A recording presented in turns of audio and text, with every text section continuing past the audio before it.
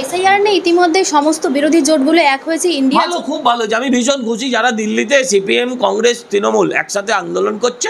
আমি চাই পশ্চিমবঙ্গেও একসাথে আন্দোলন করুক, পশ্চিমবঙ্গের মানুষও দেখুক, পশ্চিমবঙ্গেও তারা একসাথে আন্দোলন করুক। এ ওর কোলে ঢলে পড়ুক, ওর কাঁধে পড়ে যাক, ওর সামনে অজ্ঞান হয়ে যাক, আমিও চাই। সুজন চক্রবর্তী বলছেন যে এসআইআর এর নামে মানুষকে ভয় দেখানো হচ্ছে, এই এসআইআর কিছুতেই করতে দেবে না। এর আগে যখন ওদের জামানায় এসআইআর হয়েছিল তখন তো বাধা দেয়নি।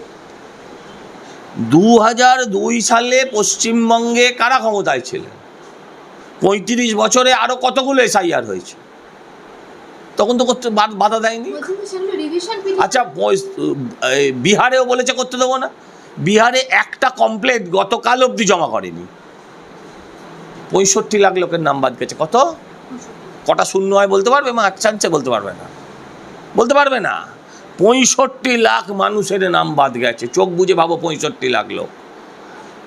শুধু মাথা মাথা আদি অনন্ত মাথা দেখতে পাবে মনে হবে না। আমার বক্তব্য হচ্ছে 65 লাখে একটা অভিযোগ নেই। কটা অভিযোগ নেই? একখানা অভিযোগ নেই। সিপিএমের 800 কতগুলো বিএলএ আছে ওখানকার, সেটাও প্রমাণ করে মানে জানিয়ে দিয়েছে নির্বাচন কমিশন। এই অভিযোগ নেই, কিছু নেই, শুধু চিৎকার আছে। এটা দিয়ে তো চলতে পারে না।